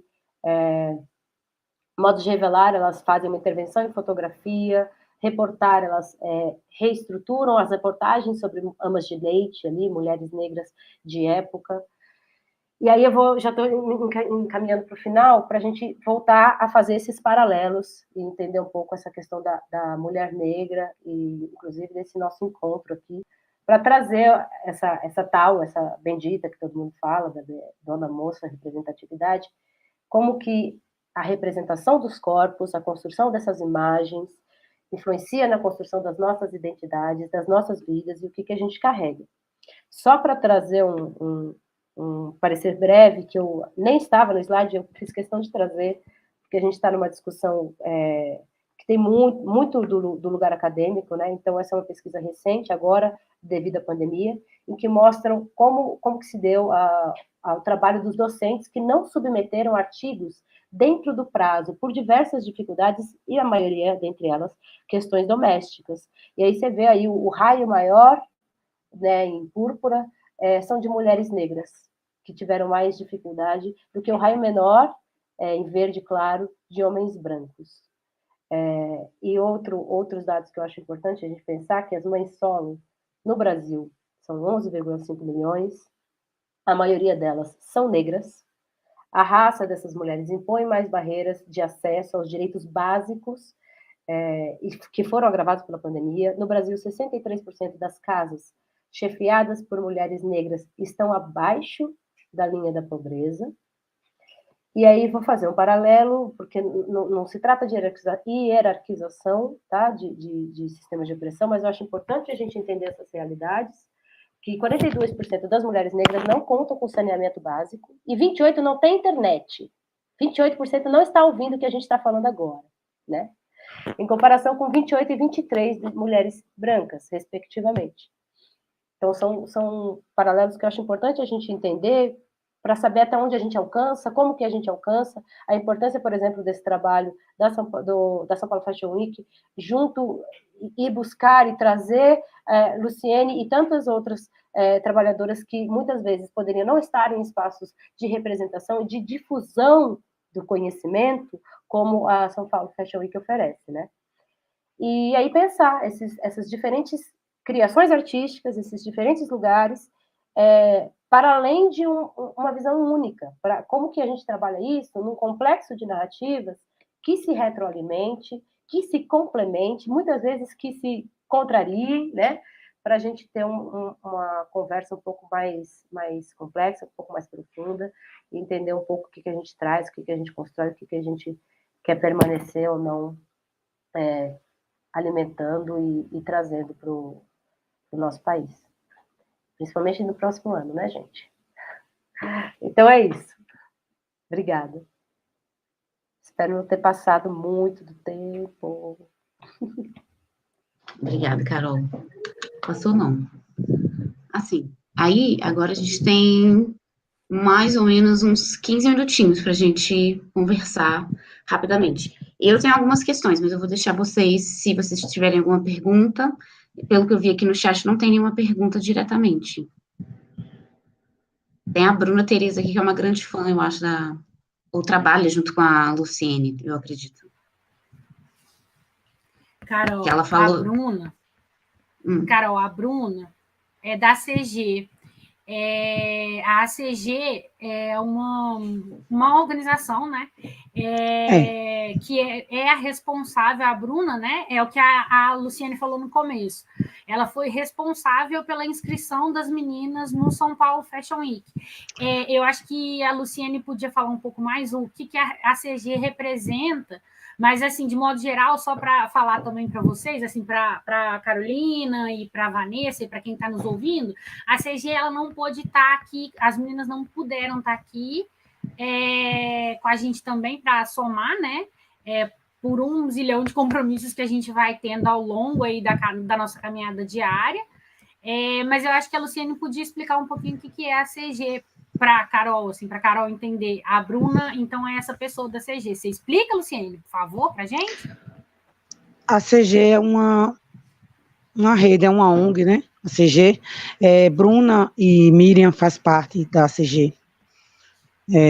Foi através delas, né, de Bruna, a CG Turismo, que nos fez um projeto chamado Redes Assentamentos, que foi aonde começou tudo, foi com Bruna e com Miriam. Elas nos ajudou a juntar 2 assentamentos, que é o assentamento Tambaba e um assentamento de Remígio, que esses 2 assentamentos foram uma troca de projetos. Minha irmã, Nevinha, e minha mãe levou daqui para Remígio os doces Tambaba, e de lá veio o projeto de Vânia, que ela faz peças de barro. Ela faz panelas, ela faz jarros, ela faz tudo de barro. E também ela tem um plantio de plantas para vendas, essas coisas. Então, Bruna e Miriam, da CG, foi elas que mediaram esses 2 assentamentos. Uma troca de projetos. E aí, não só as meninas... desculpa, Luciene. A CG Turismo é onde vê todos os no Instagram sobre a CG, um turismo de vivência e experiência. A CG também, meninas, aí, Vanessa, as Caróis. A CG levou outras mulheres tão maravilhosas quanto a Luciene, o projeto do Shopping Tambaba. Doces Tambaba Shopping Rural. Luciene, eu sempre troco, você já viu, né? Tem as que também não puderam estar com a gente, o convite foi feito a todas, mas elas não puderam, que são as meninas daqui de Minas, que é quem são responsáveis por dar esse curso de bordado que as meninas fizeram agora, estão encerrando, que é o Movimento Renovador de Mariana, que são mulheres maravilhosas. Também. Maravilhosas. A Beth, a Dica, a Marilene, são mulheres que a gente não conhece pessoalmente, mas que longo desses 4 meses que a gente estamos nesse projeto, que são pessoas que convivem conosco como se a gente tivesse vivido há muito tempo, pessoas que nos ensinaram muito, né? E elas estão dando esse projeto, esse curso para a gente. Aqui da comunidade tem eu, minhas 2 sobrinhas e mais uma participante da comunidade. Da outro assentamento tem mais 5 mulheres. E é um projeto feito à distância que está dando muito resultado. Que com essa pandemia o que a gente aprendeu foi conviver nas redes sociais mesmo, e é como se a gente estivesse aqui do ladinho. Não tem como. Eu mexi tanto nesses últimos de reunião, de curso, de não sei o que já está virando até normal. É puxado, né? É puxado, pode falar. É puxado. É por isso que eu digo que onde eu estou, assim, na reunião, eu estou assim, ó, porque a gente tem que estar... Botando na Mulher, cabeça para funcionar. mais puxado foi você falando, olha, cachaça, fruta, castanha, eu saí anotando, castanha, sorveteria, tapioca, nossa senhora, assim, E a tapioca é um homem. É um homem que faz a tapioca recheada da Teteca. É o filho de Nevinha. É maravilhosa a tapioca. É o caldinho dele, a degustação dele maravilhosa. Mulher, deixa vir a terceira dose aqui na minha testa, que eu vou até ir comer tudo isso. Pode vir. É muito Carol bom, né? Gracindo, vai ter um super... Eu assim, se é que eu posso contar isso, né, Luciene? A gente vai ter um super festival em breve. Vai. Vocês ficam convidadas, né? Um super Conta, festival. pelo amor de Deus, já conta pra gente se programar, ver as passagens. O desfile que teve, as peças que foi confeccionada pelos 4 estados, né? Ela vai ter o desfile aqui no Shopping Rural, né? O ano que vem. Vai ser uma programação que a gente convida todo mundo, e quem puder vir, quem puder participar, nos visitar. Muita gente que eu conheci através desse projeto, que eu estou ansiosa. Bruna, eu falo que Bruna, para mim, Miriam eu já vi, mas Bruna eu nunca vi, Bruna. Mas Bruna se tornou aqui uma parceira, uma irmã que a gente fala normalmente como se a gente visse Bruna todos os dias. Porque a Beth, a Marilene, a Dica, que está nos ensinando o bordado, pessoas que a gente quer ver pessoalmente, mas eu sou uma pessoa que eu nunca viajei para fora daqui. Minha irmã que é a viajada, anda para todo canto, e ela é a palestrante, sempre é ela, né, e que leva nosso projeto para longe. E mulher, mas pessoas... também já tem portas abertas aqui em São Paulo. A gente não tem todo esse tempero, tá? As comidas, né? Mas a gente tem umas coisinhas também. Se quiser vir, a gente conversa. Aí já tem onde dormir já. Já tem onde dormir. Eu disse a mesma coisa. Eu disse a mesma coisa a Bruna e a coisa. Oxente, tem a passagem? A gente aqui organiza um pouquinho onde dormir, né? Verdade? Conhecer, tem uma gente. rede aqui em casa esse mês. Agora eu pus uma rede, que eu falei... não, e você não sabe. Aqui é calmíssimo. Aí, e aqui é calmíssimo aqui, ó. Tem tanto do pé de árvore para botar rede, gente, que para acampar, oxe, maravilhoso. Ô, Luciene, fala depois um pouquinho também, se puder, do documentário, porque eu acho que o documentário é legal, porque tem a história de vocês inteirinha também, e tem imagens, gente. Eu vi o documentário, eu vou assim, é maravilhoso, maravilhoso, maravilhoso. Tem um link do documentário que eu acho legal, que dá para pôr aqui na tarja, para ficar registrado, né? Sim. Eu não achei. O documentário tá no YouTube, né? Do Cajueiro ao Shopping Rural. Do Cajueiro ao Shopping Rural. Do Cajueiro ao Shopping Rural. Ele fala da nossa história, do momento que a gente chegou nessa comunidade, a luta que a gente teve, mostra a minha família inteira trabalhando legal no projeto.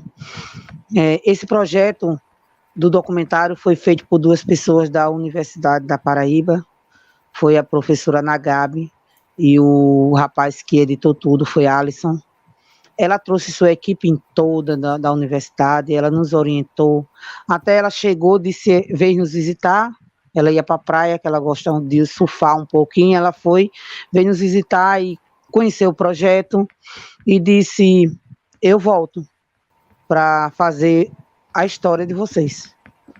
Mas tanta gente diz que vai e volta, vai, faz isso, vai aquilo, que a gente não acreditava, né? Até que um dia ela apareceu. Aí disse que ia fazer nosso documentário, e quando ela apareceu já foi com tudo. E esse documentário fez muita visibilidade, muita gente crescer, e é um projeto, uma história nossa, de toda a família, da comunidade, do projeto em si, e fala de tudo, vê meu pai, minha mãe, minhas irmãs, ver o espaço da gente, ver como a gente trabalhou na agricultura, como a gente trabalha no doce. Porque minha irmã, ela tentou, minha mãe e minha irmã tentou estudar, mostra elas indo para a escola, quando elas aprendendo, né, a escrever, elas sabem assinar o nome, elas só não sabem ler, né? E é um documentário muito importante, um trabalho muito bonito. Ô, Luciane, você podia falar também das redes sociais, que ó, a Bruna colocou aqui que vocês também estão engajando nas redes. Passa pra gente as redes. Tem Doce Tambaba, que é o Instagram. Doce Tambaba. Aí lá você vai ter o acesso a tudo. Falar com as meninas, são as administradoras. Minha irmã Neide, minha sobrinha Valquíria, né? Aí é nosso Instagram, tem 3 potinhos de doce. Aí vocês vão ver aí, quando abrir, a imagem, num rótulo, uma imagem amarela, que significa 6 cajus, que foi o que eu falei antes, que é mãe, 5 filhas, né? E no documentário vocês vão ver uma imagem que é referente a isso aqui, ó. É porque ele tá meio juntinho, mas é isso aqui, isso é uma flor de crochê. Ela pegou minha flor do crochê e fez a estampa do documentário. Lá aparece algumas coisas do meu crochê, que aonde você anda, cada lojinha é uma cortina de crochê, é uma cortina do crochê feito coração, é uma cortina de flores, é uma cortina de fuxico no crochê, né, que sou eu que faço. E no documentário tem explicando muita coisa. Vai mostrar, tem um rapazão, né, que hoje é um homem gigante. Ele começou vendendo lá debaixo daquele pé de caju. Ele tinha 9 anos de idade. E até hoje ele é o vendedor do doce. Está com 19, 20 anos mais ou menos, e é o vendedor ainda do doce.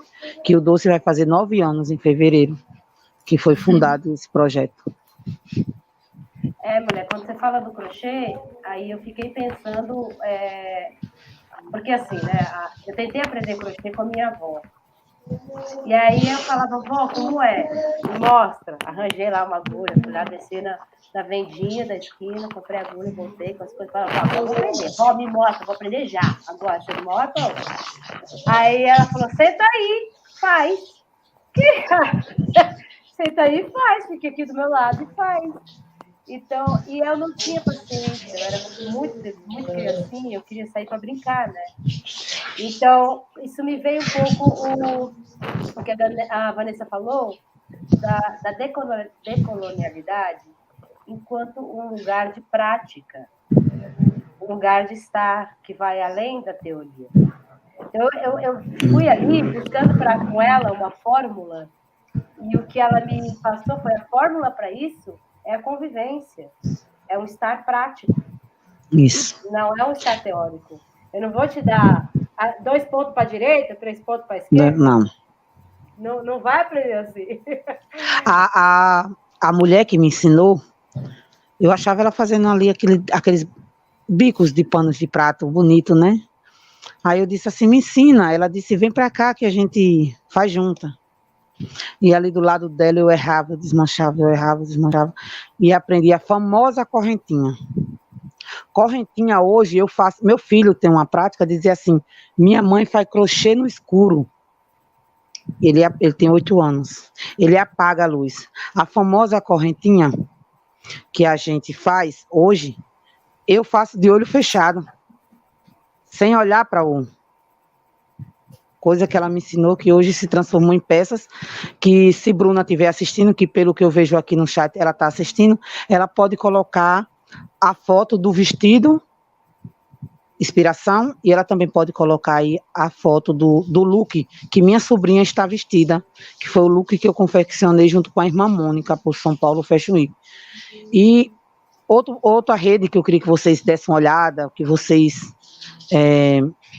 visse um pouco da história, é Redes Assentamentos Criativos. É um Instagram, é o nosso Instagram, Rede Assentamentos Criativos PB, que é o Instagram da rede, que é a junção de 2 assentamentos, que é o nosso daqui e o de Remígio. Tem um nome da comunidade, é porque foge da cabeça mesmo, Eu só falo Remígio, Remígio, Vânia de Remígio.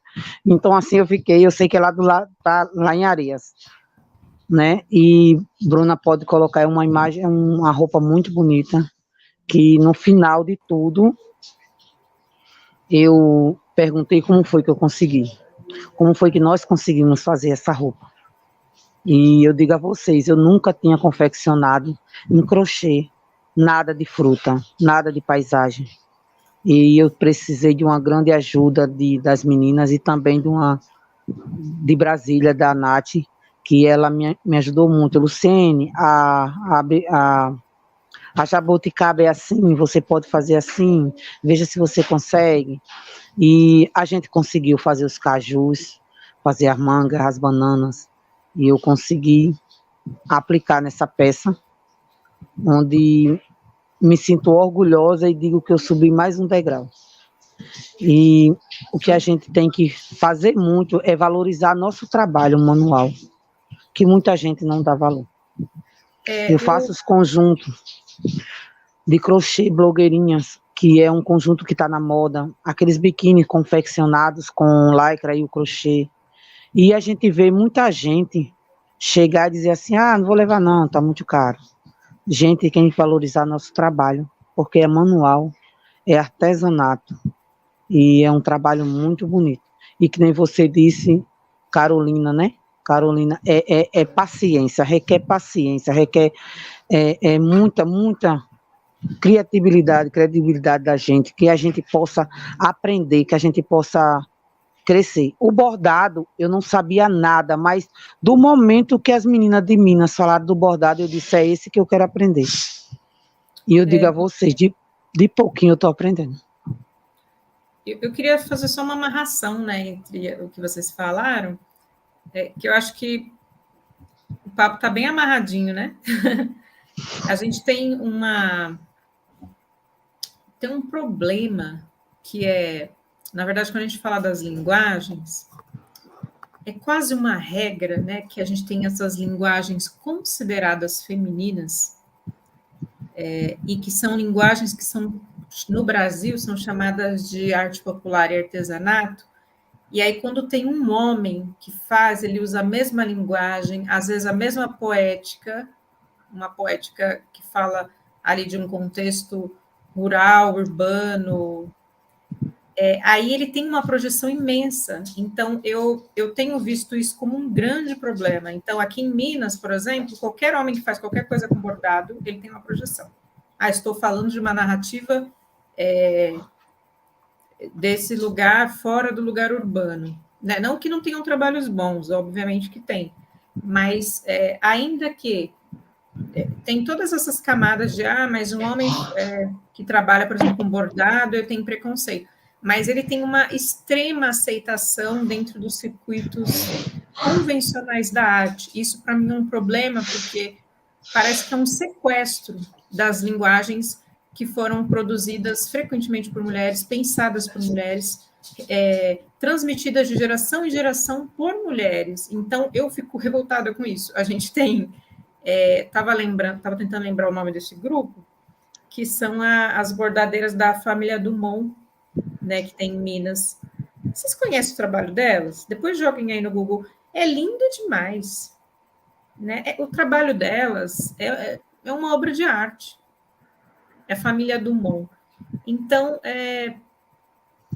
esse trabalho, né, se ele fosse produzido exclusivamente por homens ou por um homem, né, porque o eu individual do homem ele tem uma força sobre coletividades de grupos femininos que é impressionante.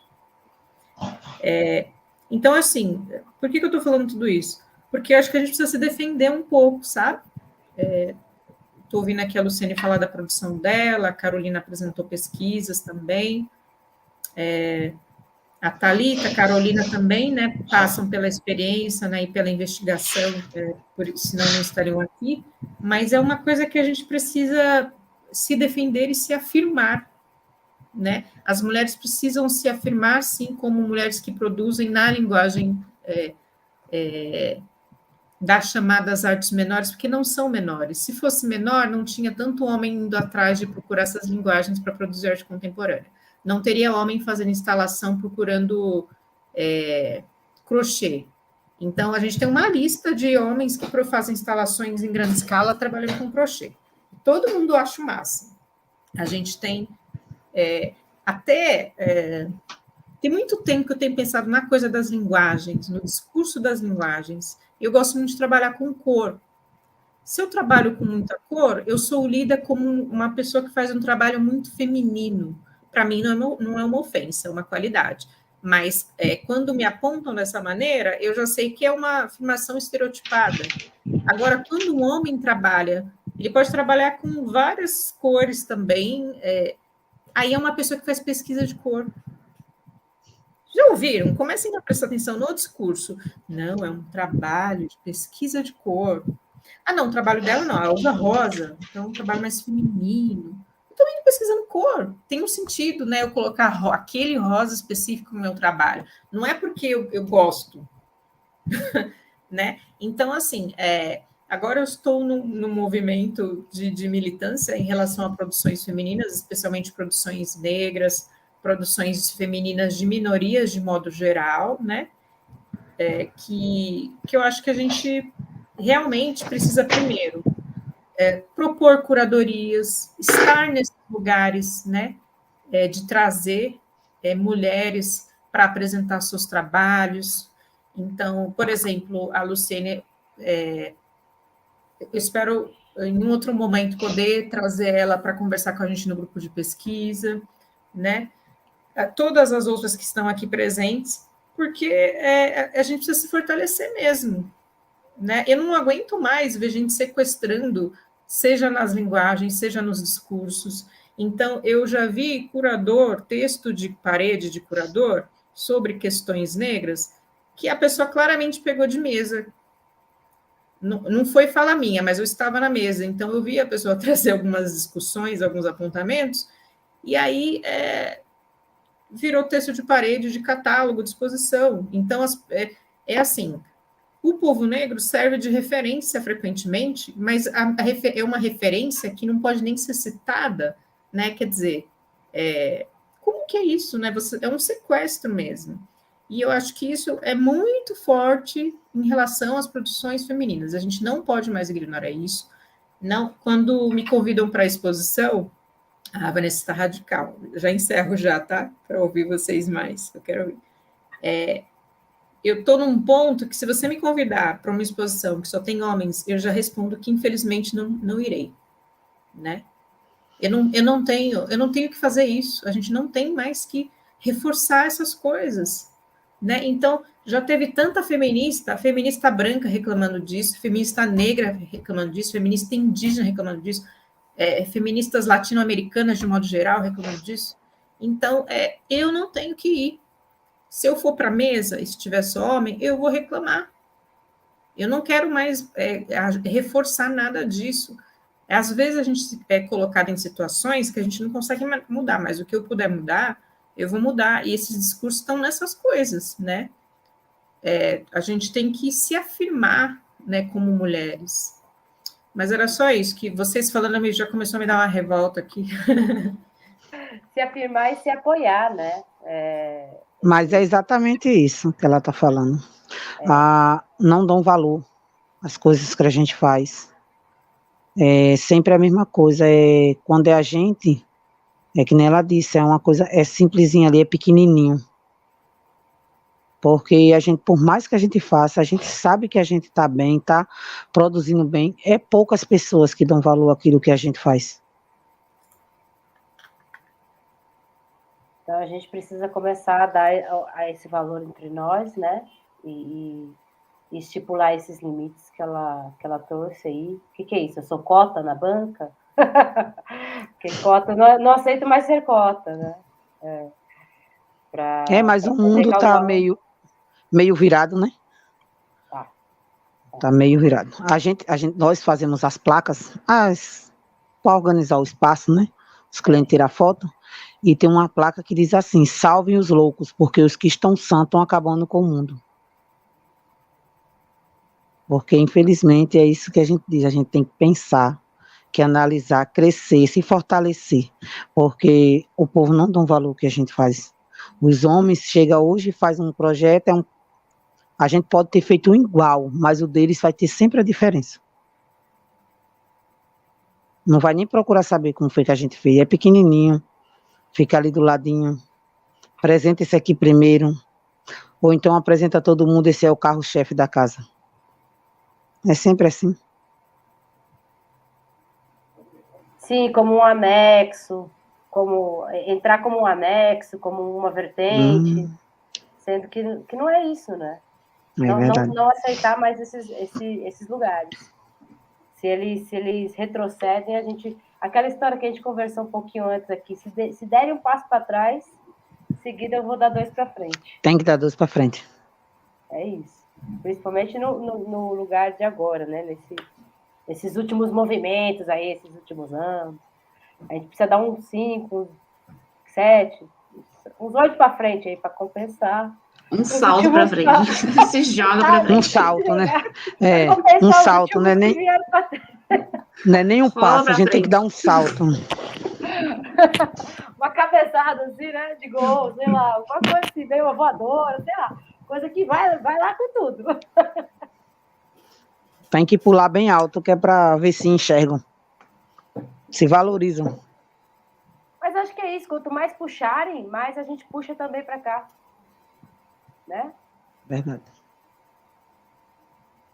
Gente, vou ter que cortar o papo, porque, né, a gente tem a próxima gira, e a gente não passar muito do tempo pra gente não se embolar também.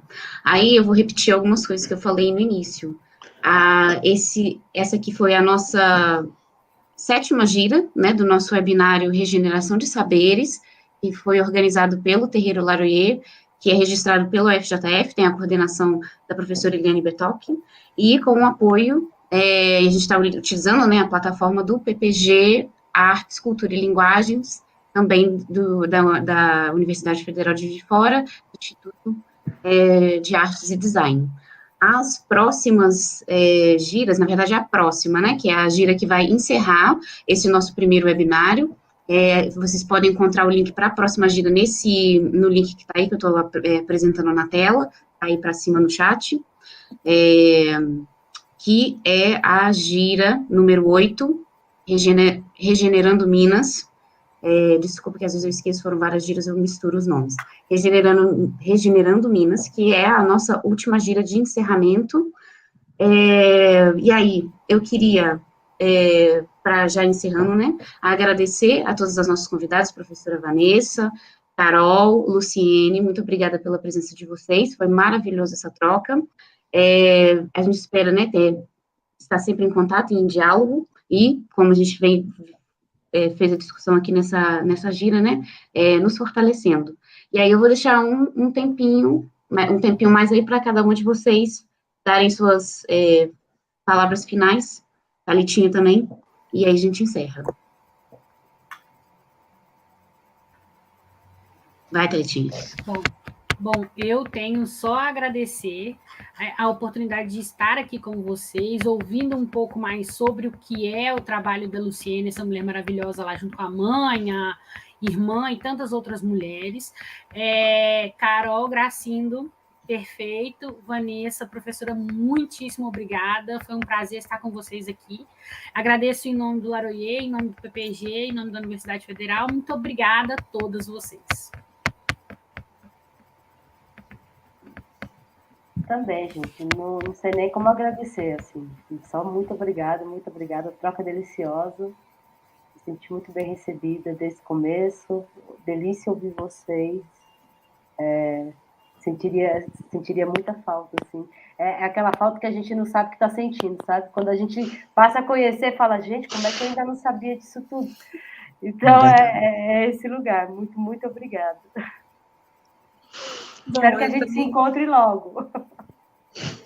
Eu também só tenho a agradecer a todas que estão aqui presentes, né? A quem assistiu, a quem irá assistir. E felizmente hoje a gente tem essa possibilidade de fazer o registro e tem uma recomendação, né? Nós, mulheres, estamos produzindo muito conhecimento através das linguagens, através de teorias, discurso em cima dessas linguagens, né? Hoje a gente está discutindo sobre. a sugestão é que se publique, né, esse evento, seja numa coletânea de artigos falando das mesas, porque senão vai acontecer o que tem acontecido. É muito chato eu falar isso, mas pessoas brancas, né, acessam esses materiais produzidos por pessoas negras e aparecem como grandes ensinadores de cultura negras para as pessoas negras. É isso. Eu só tenho a agradecer, né? Aprendi muito. Que bom que estive com vocês, estou com vocês. Precisando, estou aqui, né? Vocês vejam lá nossos projetos nas redes sociais, a Rede Assentamentos Criativos PB, Doces Tambaba, tem um documentário que vai conhecer um pouco do nosso espaço, né? Agradeço a Thalita, as duas Carolina, né? Não sabe, a professora Vanessa, eu não sabia que era gente tão acima, professora. Quando leu o currículo, eu digo, ai meu Deus, eu só sou uma crocheteira, uma empreendedora tão pequenininha. Não fala isso para mim, não, por favor. Porque a gente conhece tanta gente, gente. A gente conhece tanta gente. A sua fala é a fala mais importante que eu ouvi, que dia que é editar, hoje é dia 16, no mês inteiro, Luciene, por favor. Obrigada. Porque a gente vê assim, sabe, conheceu tanta gente nesses últimos... Essa pandemia veio para muita coisa, né? Veio para mostrar que nós somos iguais. O povo, o ser humano é que está muito preconceituoso. Está achando que não é igual, né? As pessoas estão achando que não são iguais. Verdade. E a gente viu, eu lidei com gente, pelo amor de Deus, uma pessoa que nem Ludmila, agora vocês aqui, Bruna, Miriam, gente que me ensinou tanto, as meninas de Minas, Mariana, eu só conhecia Mariana por causa da TV, daquela tragédia toda. Conheci agora pessoas maravilhosas de lá, que eu queria, nesse momento, dar um abraço, conhecer de pertinho, né? E eu agradeço a vocês, a palavra é gratidão. A gente vai continuar lutando. Nós somos mulheres, somos pessoas, mulheres e homens, são todos iguais, ninguém tem que diferenciar ninguém. A nossa diferença de um para o outro é simplesmente homens e mulheres, porque todos trabalhamos iguais, né? E que a gente continue batalhando. Ô, mulher, quando eu te encontrar, eu que vou te pedir, viu? Vou sentar do teu lado até aprender. Bora quando que eu não aprender, vamos lá. Aí, tô na luta, não saio, viu? Para mandar nossos... Pronto, mas vai aprende, é paciência. E o bordado eu achei que não ia conseguir, tô aqui, ó, praticando. Nesses dias eu apresento peças feitas. Se eu te conhecer um dia, quem sabe você não me ensina a fazer um bordado. Porque eu amo bordado, amo.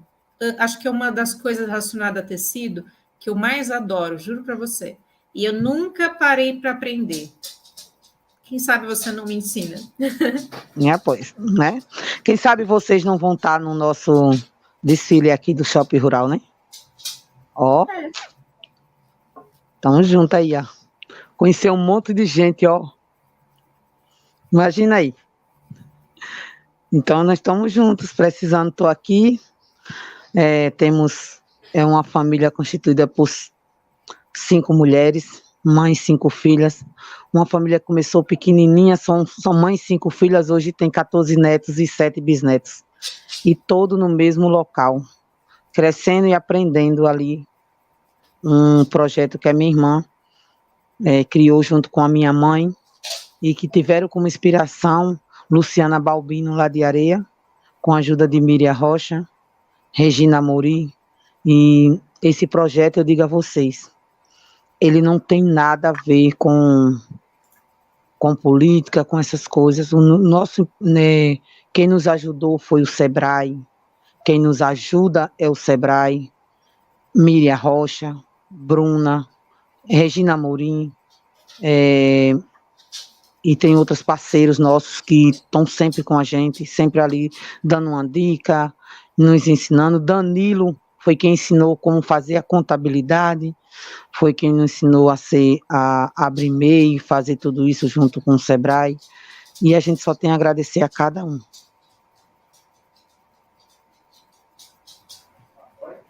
Então é isso, gente. Colhem na próxima gira. Muito obrigada a todos vocês.